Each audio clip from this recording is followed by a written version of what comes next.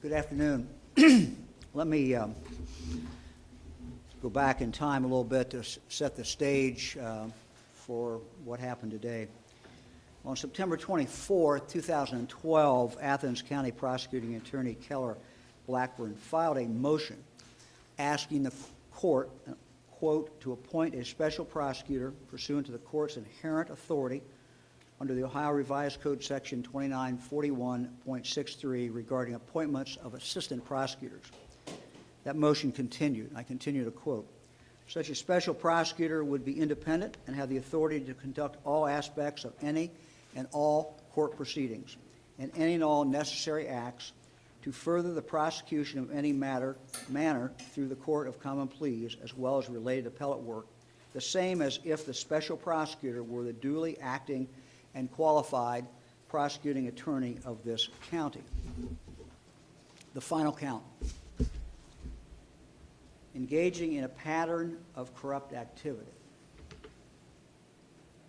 On or about January 22nd, 2008, and continuing through September 30th, 2013, in the County of Athens, the defendant Patrick Kelly did, while employed by or associated with any enterprise, conduct or participate in, directly or indirectly, the affairs of the enterprise through a pattern of corrupt activity, to wit, theft in office, in violation of Revised Code Section 2921.41A1 and A2, being felonies of the 4th and 5th degree, tampering with records in violation of Revised Code 2913.42A1, being a felony of the 3rd degree, tampering with evidence in violation of 2921.12A1 or A2, being a felony of the 3rd degree, perjury in violation of 2921.11A, being a felony of the 3rd degree, and money laundering in violation of Revised Code Section 1315.55A2, being a felony of the 3rd degree,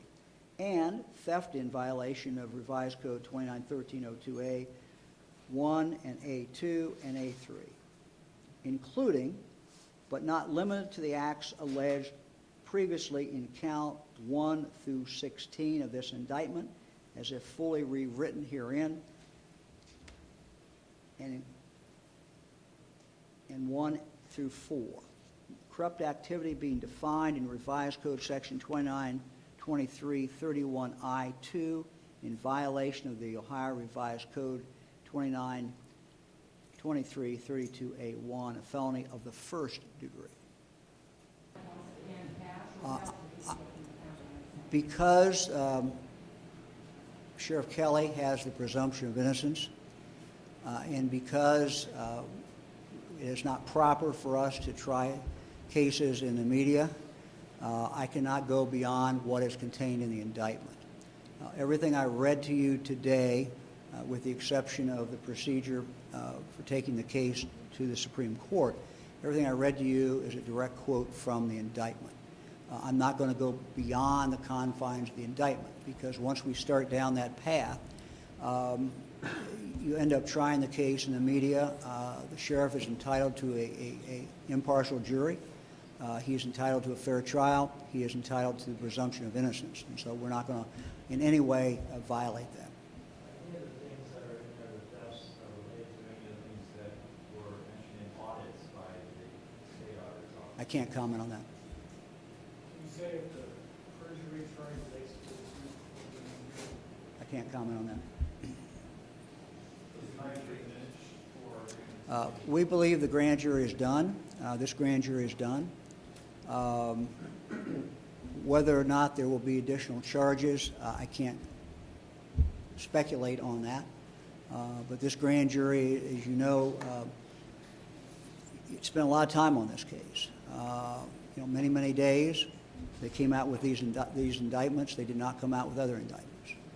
So I wouldn't rule out additional indictments in the future, but I would not say that there would be either.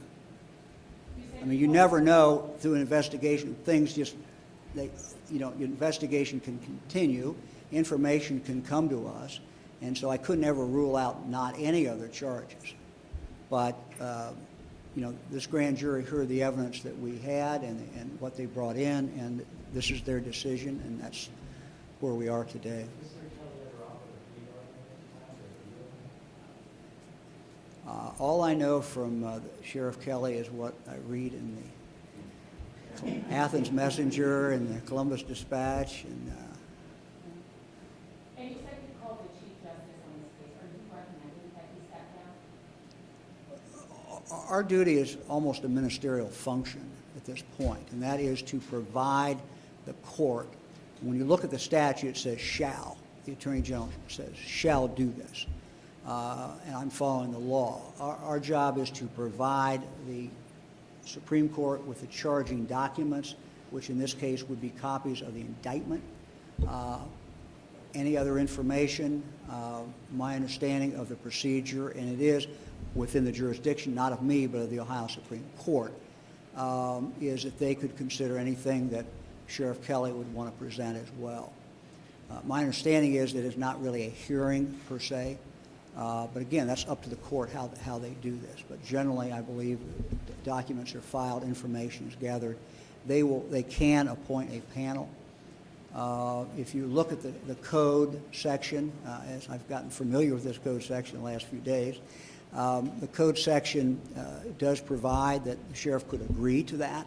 He could agree to step down, or he had every right to contest that. If he contests that, then he can submit information. The panel, if you look at the Ohio Revised Code, the panel that is selected by the Ohio Supreme Court makes a decision. If that decision would be that the sheriff should step down at this point, then he can appeal that to the entire 7 members of the Ohio Supreme Court. So that is the procedure. To go further, and I hope I don't misquote the law, and any of our bright lawyers over here will tell me if I'm misquoting it, but if the sheriff either voluntarily stepped down or stepped aside pending the trial, if he was acquitted, he would be able to resume that office. If he was not acquitted, of course, then he would not be.